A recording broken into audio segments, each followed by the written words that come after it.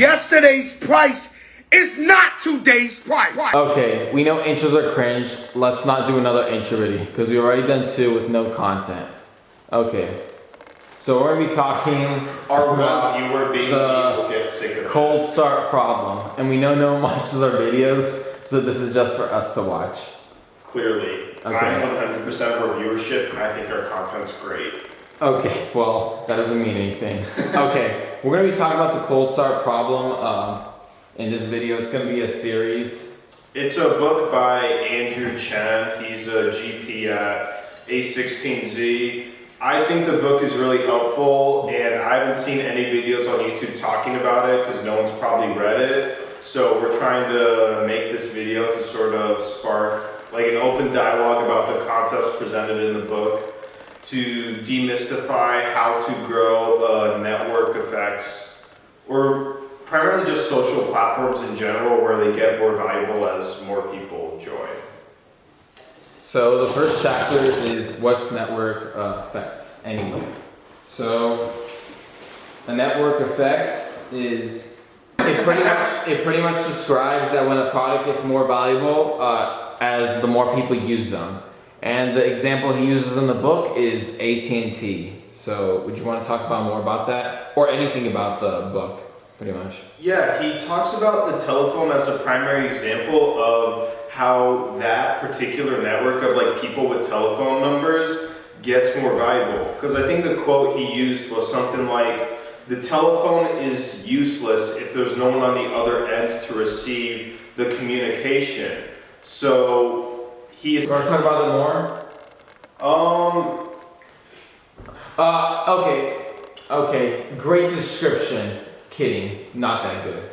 He also talks about YouTube, TikTok, and Twitter, all these social medias, or any app. He does talk about apps in the App Store and how it's a zero-sum game, and how, in some capacity, how they would be obsolete if the phone wouldn't exist. Yeah, because Apple had the underlying network effects of attracting all these developers to use Swift to build up apps on the App Store and also deal with their 30% cut on all revenue of paid apps. It talks about the network effects and that when the competitors are successful and get a bunch of users, it then disrupts other industries. It has been seen with technology's effect on journalism, which everyone loves. Would you like to elaborate? Well, are you talking about the disruptive effects of, let's say, Google on news and journalism? Is that sort of what you're talking about? Or just anything, like with the cold start? Well, I mean, I think what Google did was it essentially disintermediated, especially Google News, it disintermediated all these sort of journal, I don't know what to call them, these like publishing companies, like, and well, I don't know. Violation. Well, get a better brain, okay? Brutality. Honey. Alright. I don't think you read enough. Bro, I read the first chapter. Okay. His book is ass. I think it's helpful. It made me ask, but the content's helpful. It's good. You may not like the presentation, but the content's helpful. Okay, what's the most important thing in this book? Bro, it's helpful. That you've read so far in the first chapter. It's demystifying. It's trying to. Are we recording? Maybe. Okay. It's helpful. Essentially, trying to demystify the mythology of growing and scaling a network effect. Posting on it. Same with Tinder or Uber. People thought they just went from 0 riders to scaling up a whole city because no one's really written on the fact that of the intermediate stages of how these networks grow.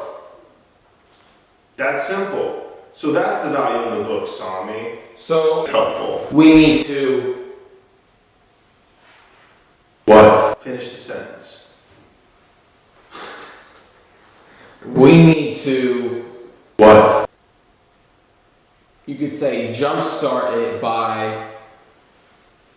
No, this gives you a playbook. This gives you a playbook to.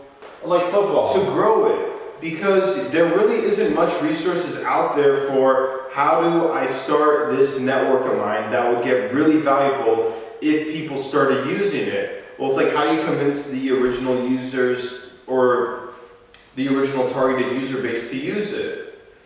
It's like, for us, when we want to think about it, we're trying to target seed stage or early stage DAOs to become early power users in it and also attract contributors as well. Because like they're the technically hard side of our network. Would you like to talk about how networker effects are extremely effective at, if an example used in the book, of course, with how if Instagram was to add the same thing as Snapchat stories, which I'm pretty sure it has, that it'd be very hard for the people who are on Snapchat to switch over because of the network effects, correct? Yeah, and the way it's used as well. Exactly. Helpful. And it is a defensive barrier to stop it from happening. What do you think are ways to, you could say, break that barrier, or even as, from your perspective, to keep it that way? Like establish our moat, essentially. Exactly, like your place. Well, it's helpful. I would say one of